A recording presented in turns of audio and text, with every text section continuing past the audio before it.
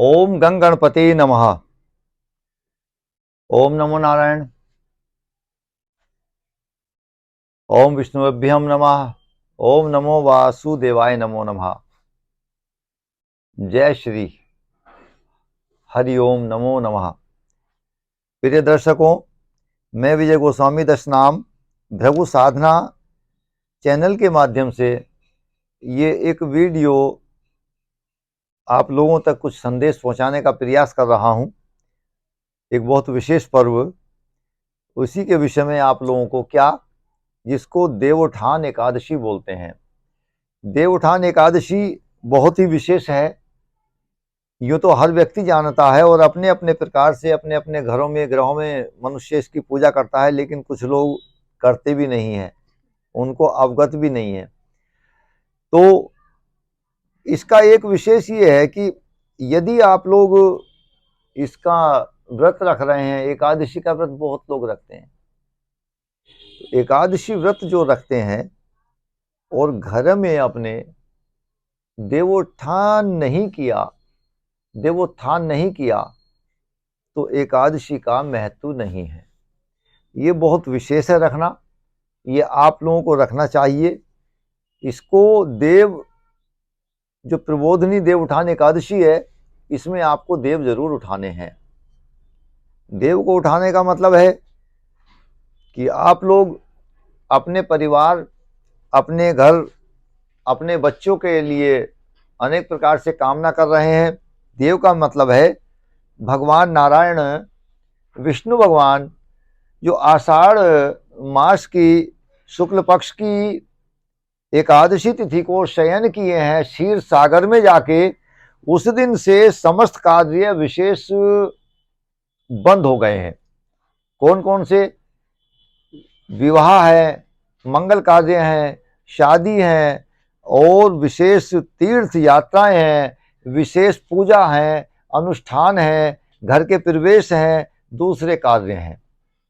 जो विशेष कार्य होते हैं जीवन के, वो जो संस्कार जितने भी होते हैं वो नहीं होंगे देव शयन होने के तत्पश्चात। अब जब देव उठ जाते हैं, अपने स्थान पर आ जाते हैं, शयन को छोड़ के, शयन क्रिया को छोड़कर, भगवान की क्या निंद्रा स्थिति होती है? भगवान की जो निंद्रा स्थिति है, निंद्रा में नहीं होते हैं भगवान, होते हैं योग निंद्रा में। तो भगवान योग निंद्रा को त्याग कर इस संसार के लोगों को देखने के लिए आते हैं, और तत्पश्चात में फिर जैसे ही उनकी आंखें खुलती हैं, क्योंकि जन्मपत्री के अनुसार भी भगवान नारायण बृहस्पति देव महाराज नारायण क्या देखते हैं? विद्या, बुद्धि, संतान, धन, संपत्ति, ऐश्वर्य, धन, पद, व्यवसाय, नौकरी, बच्चों का विवाह, शादी, कर्म, प्रमोशन, स्थान, ये शोहरत, सम्मान, मान, ये सब देखते हैं बृहस्पति देव महाराज, विष्णु भगवान, गुरुदेव महाराज नारायण देखते हैं। तो भगवान नारायण शयन के तत्पश्चात योग निंद्रा को त्याग कर संसार में की पर दृष्टिपात करते हैं, और तत्पश्चात में यहाँ के सांसारिकता का, संसार के सभी कार्य फिर सुचारू रूप से प्रारंभ हो जाते हैं। ये सभी शादी, विवाह, अन्य मुहूर्त, सब कार्य प्रारंभ हो जाते हैं। उसी के निमित्त आज हम उसके ही प्रसंग में, संदर्भ में ये आपसे कुछ विशेष चर्चा कर रहे हैं अपने इस चैनल के माध्यम से। आप इस वीडियो को शुरू से और अंत तक जरूर देखिए, और यदि आपको ये पसंद आती है तो आप इसको लाइक भी कर सकते हैं, शेयर करिए और कमेंट जरूर करके बताइए। तो ये कब है? ये 23 नवंबर को मनाया जा रहा है, और ये बहुत 2023 में कितना अच्छा है। 2023 में 23 नवंबर, देखिए कितना शुभ मुहूर्त है प्रिय भक्तगणों। और 23 नवंबर में रात्रि में 9:04 पर एकादशी पूर्ण हो रही है।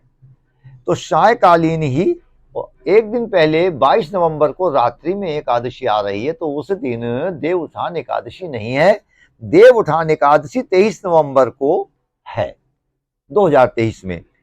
शुभ मुहूर्त ये है, इसी समय में हमको देव उठाने का प्रकरण करना चाहिए। हमको देव उठान का घर के अंदर में देवों का ग्रह बनाना है। आप फर्श पर बना सकते हैं, आप दीवार पर बना सकते हैं, आप किसी टाइल्स पर बना सकते हैं, आप किसी कागज पर बना सकते हैं, सादे सफेद पर, उसको अपने दीवार पर लगा लें। इससे गेरू से बनाया जाता है। गेरू से बनाना इनको बहुत अधिक प्रिय है और तत्पश्चात उसमें अनेक चीज बनाया जाता है। ये पुत्रों के लिए होता है और उसमें पुत्रों के लिए कामना की जाती है। सभी लोगों के जो जितने घर में जो है जेंट्स लोग होते हैं उनका नाम लिया जाता है इसमें, और तत्पश्चात इसमें दीपक प्रज्वलित किया जाता है। और इस दिन में भगवान नारायण को देखिए क्या विशेष भगवान की कृपा है कि भगवान को चावल का भोग नहीं लगता, लेकिन इस दिन तो चावल के भोग से ही उनको प्रसन्न किया जाता है। एकादशी में चावल का ही भोग लगता है। जैसे जगन्नाथपुरी में भगवान को चावल का भोग अर्पण किया जाता है और चावल ही सर्वोप्रिय है, ऐसे देव उठान एकादशी में भगवान को, नारायण को, हरि को, भगवान हरि को चावल का ही भोग लगाया जाता है, मीठे चावल का भोग लगाया जाता है। आप गन्ना लाएंगे, आप लोग सिंघाड़ा जो होता है वो लाएंगे, आप लोग नए नए पत्तियां बेर लाएंगे, शकरकंदी लाएंगे घर में, और वहां रखना होता है उन सब चीजों को। रुई भी लाते हैं, कपास भी लाते हैं, इन सब चीजों को लाना होता है और इसको वहां रखकर भगवान की स्तुति करनी होती है दीपक प्रज्वलित करके। क्योंकि जब तक देव नहीं उठते किसी भी घर में तो वहां पर कोई भी विवाह संबंधी कर्म या दूसरा कर्म नहीं हो सकता। ये बहुत विशेष बात है, कुछ लोगों को ये अवगत नहीं है।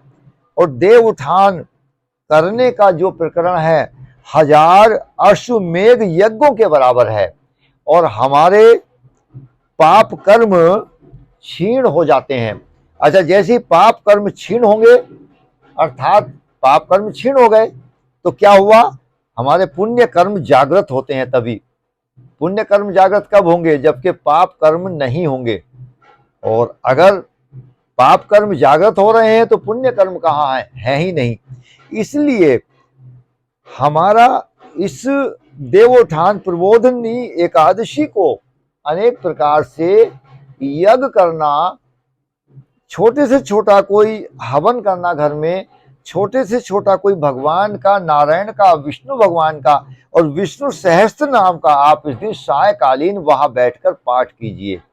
एक ये तरीका है और यह सभी प्रकार के पापों को नष्ट करता है।